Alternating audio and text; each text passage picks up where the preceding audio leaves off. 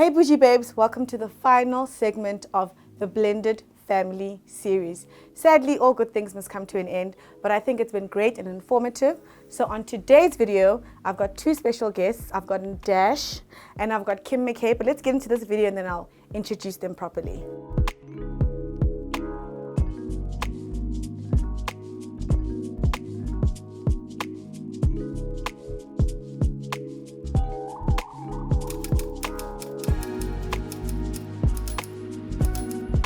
Welcome back, Bougie Babes. As I said, this is the final segment of the Blended Family series.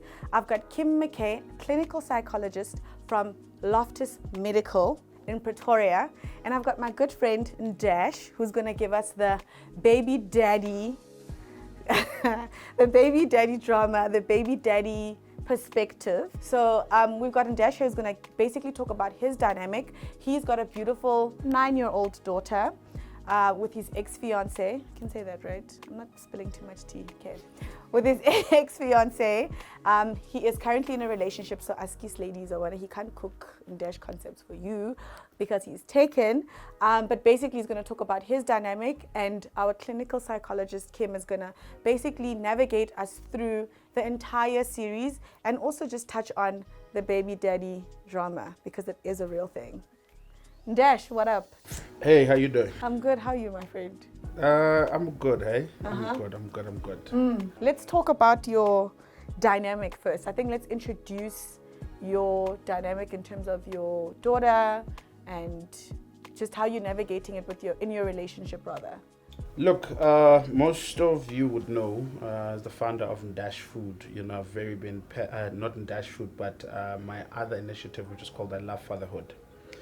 I've very been involved, especially when it comes to the well-being of kids first and differences put aside between parents.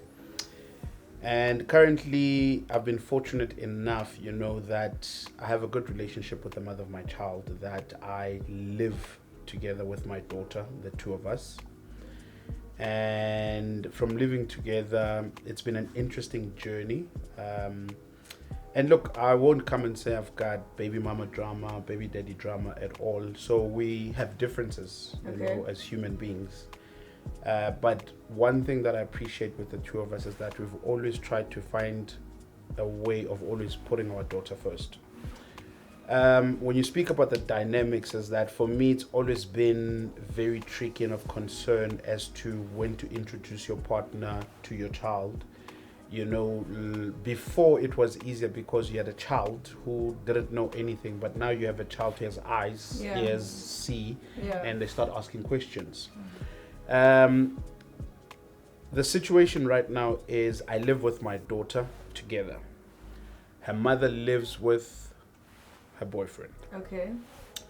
And I'm constantly chatting to someone, that the introduction hasn't really happened, but they are aware, and it's like on the first time now, we recognize the face. So she can see that dad has someone in his life, basically. And recently a strange thing happened, chatting, and dad, is that my stepmom?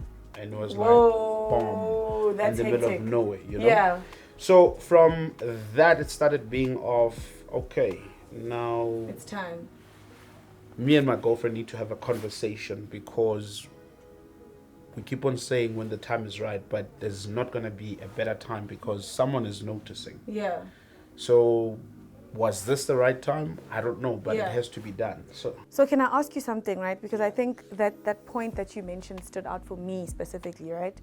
When your daughter said, "Is that my stepmom?" Now that takes me to, and Kim, you can jump in here by all means, please. But this makes me question: is the expectation that your new partner must take on the role as a stepmom?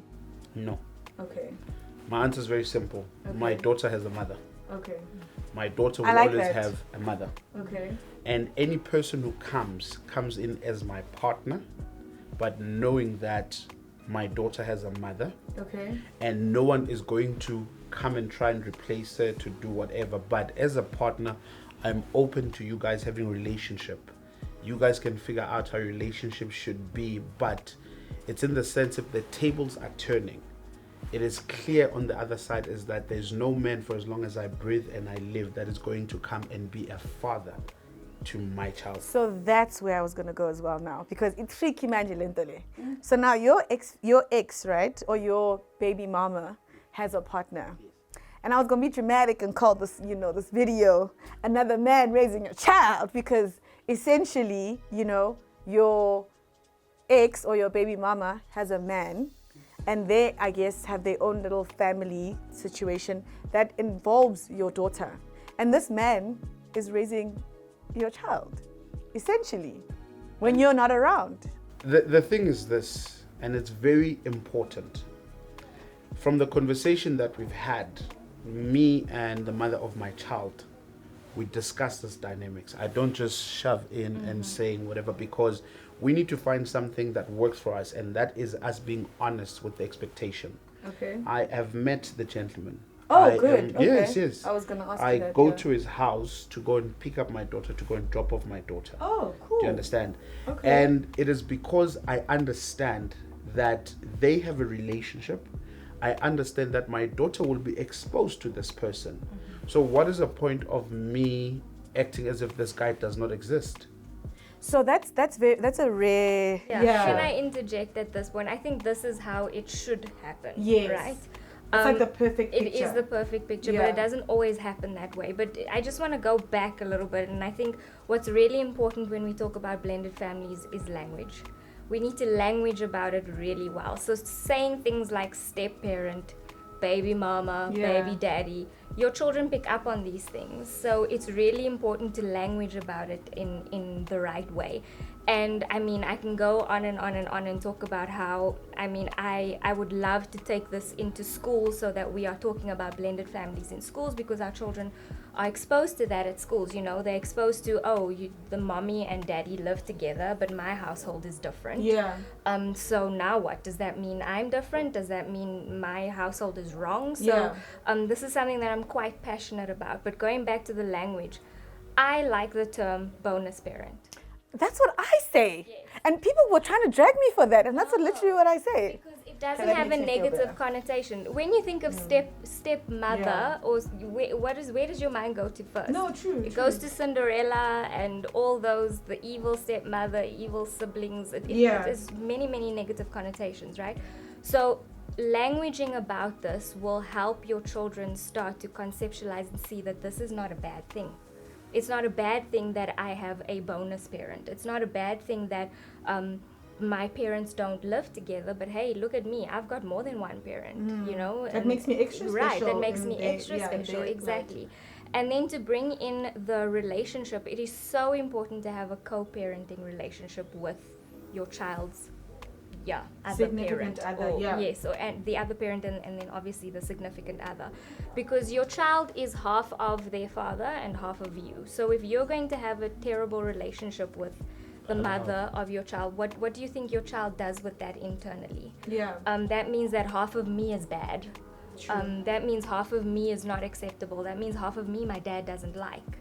And this is the stuff that they start internalizing and then grow up into becoming bigger issues down the line. So I wanted to ask you, and Ndash, you can also jump in here, right? So, and so in last week's episode, or rather the previous video, I had two baby mamas, right, who basically spoke about their perspective and their journeys, right?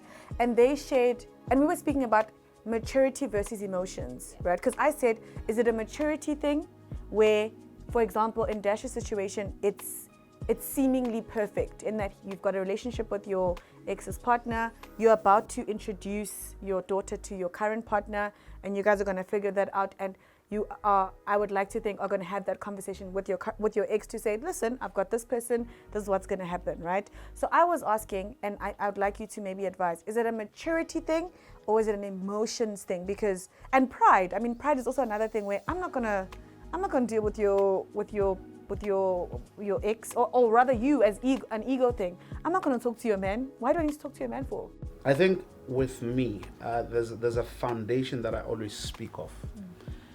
which no one cares to address, is that it is very critical and very important that people should have kids when they are emotionally ready.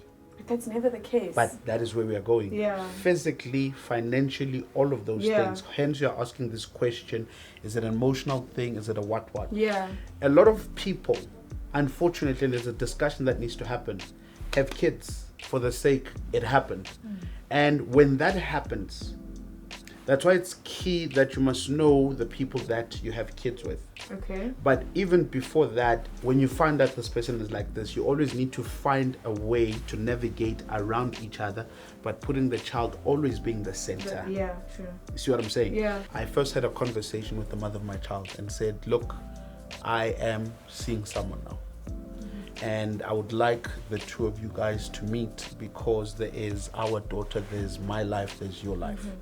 We went with the other person, not as my girlfriend, but as friends. Okay. Where we traveled together, we had separate rooms, but we were all together.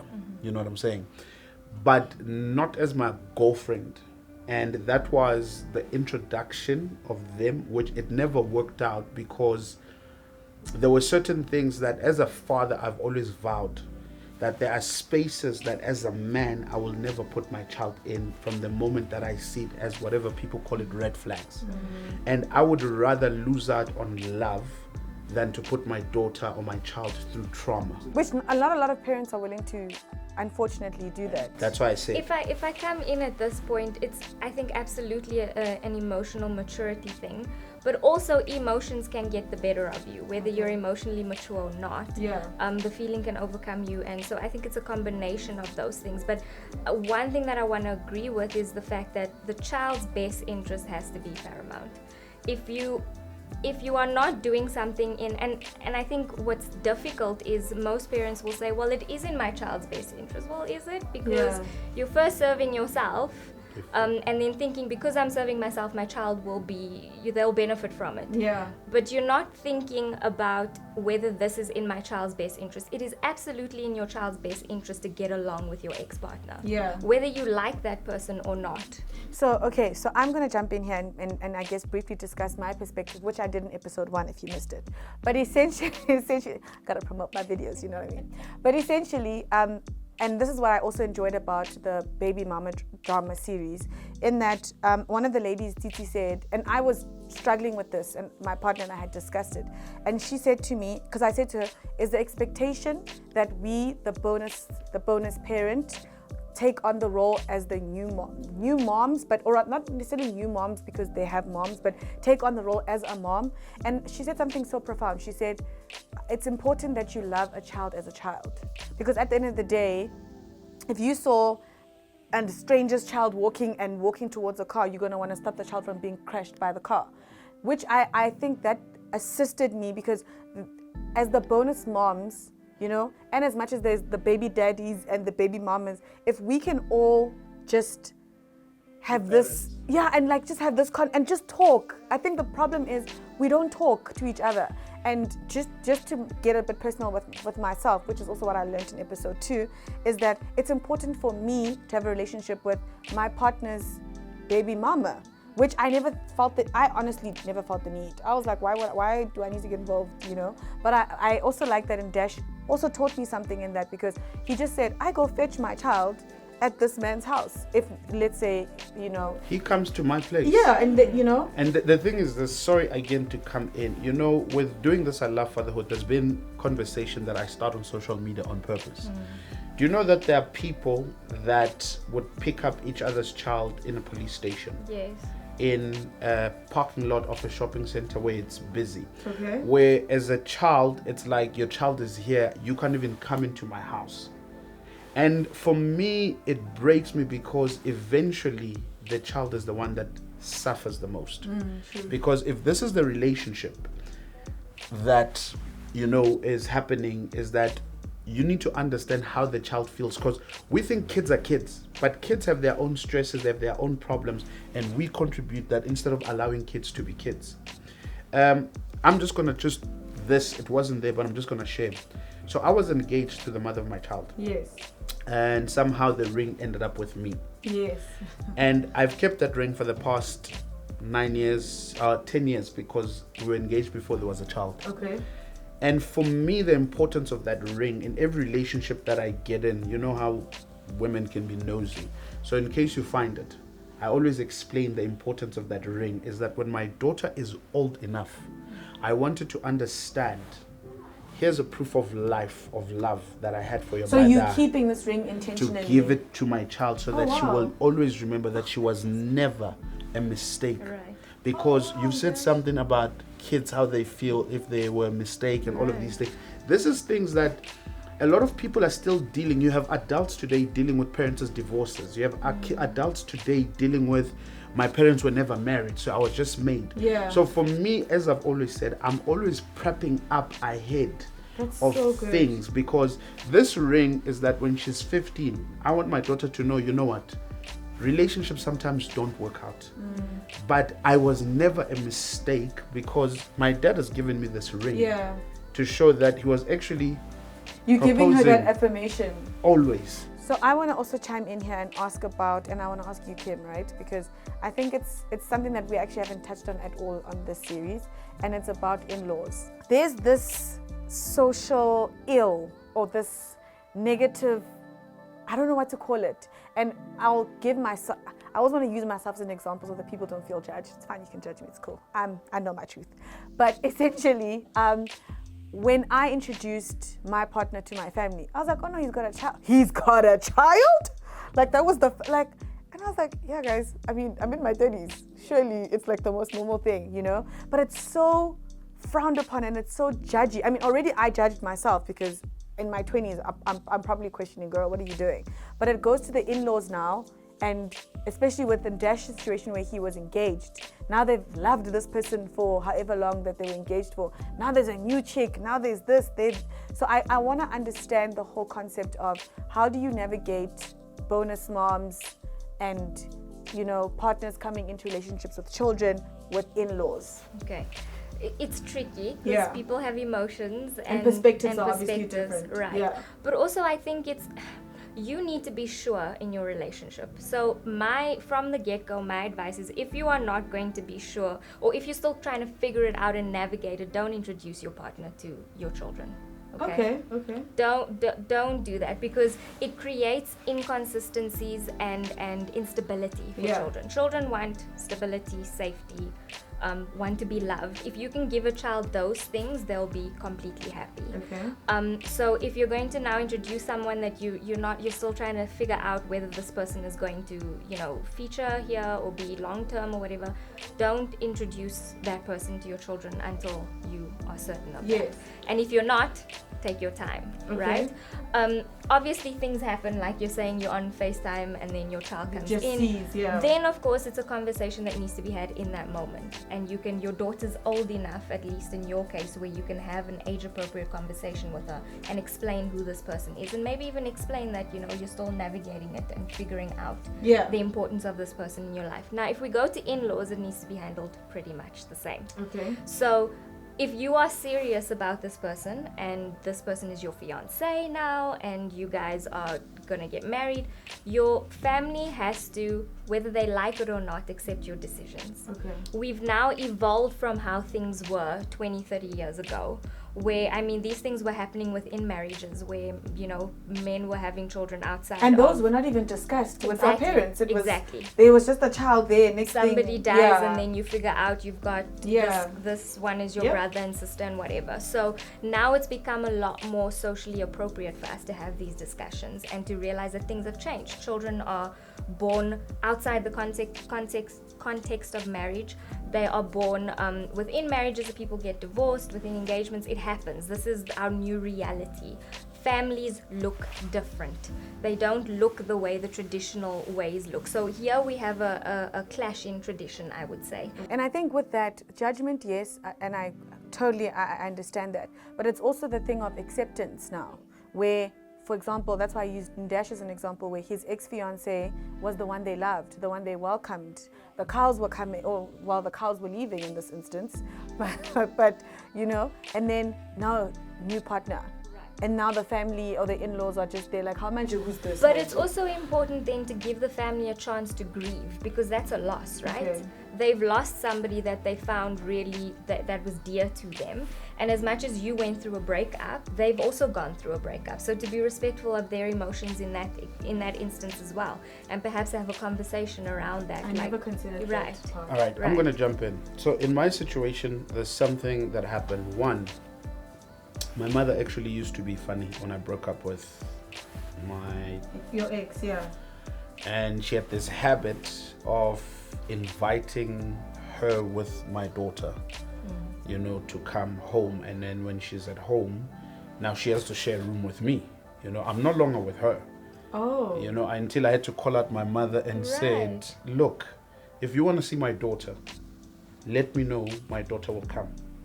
But you need to stop imposing my ex on me, because when she comes here, she comes to my space. But why was your ex also allowing that? No. Remember, they had a relationship.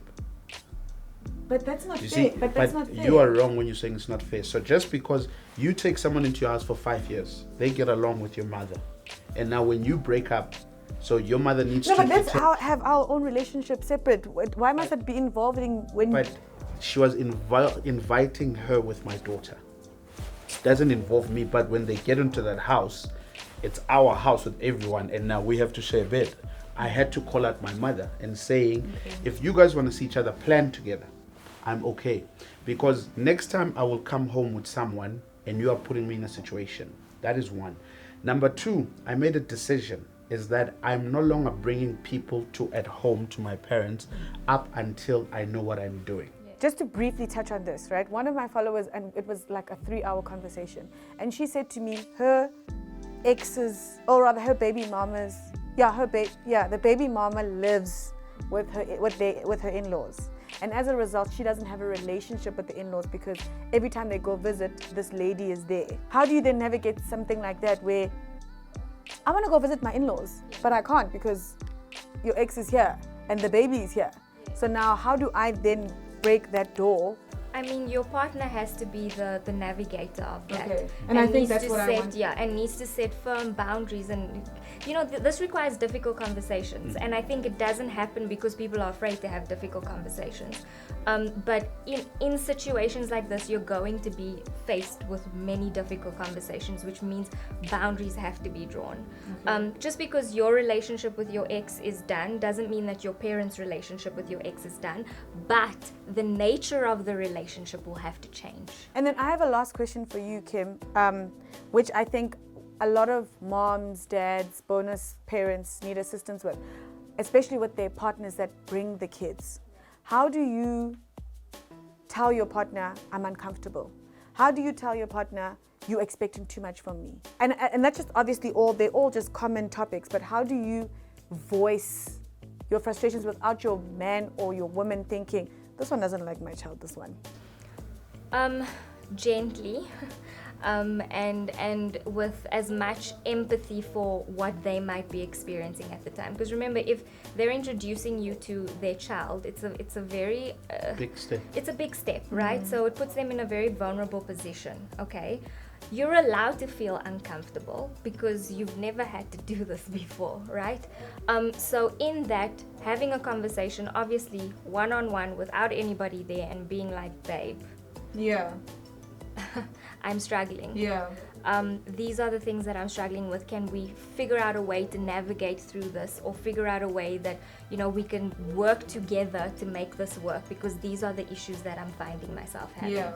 Also, I always advocate for therapy. Go to therapy. Yes, guys. And that's why I wanted you here, because I want to encourage a lot of people that are struggling. I mean, we could talk about this for an hour and talk about different issues and perspectives and, you know, bring in more questions. But I think the main reason why I really wanted you on the last episode is so that people can understand that it's okay to talk to someone, and that person will assist you in fixing your relationship with your partner, expressing yourself and saying, I'm not okay, I'm not happy. Right. I think one more thing I want to add, and I think I touched on it earlier, is that children just want to be loved and accepted. Yeah. And they want a sense of safety. And stability. And stability. Yeah. And those things come in the form of structure. if you have structured time, they know when is my time to be with my mom and her and my bonus dad. So they need to have structure in terms of where am I going, what am I doing, because that's going to make the transition of accepting the bonus parents easier. Okay. Do things together with them, but not only like events like, oh, we're going to, I don't know, a birthday party or whatever, but day-to-day stuff like cook in the kitchen with the child, or have, bedtime rituals, those kind of things to involve the children in day-to-day activities will make the transition of a bonus parent really easier, because they see how you fit into their lives and your importance in their lives. Right. Just to add on what Kim is saying, I agree in terms of, I see it with my daughter. My daughter is very open, loving, and receives people because of, I spend time and I dedicate time, in a sense of, she spends time with her mother, she comes back to tell me about the fun she had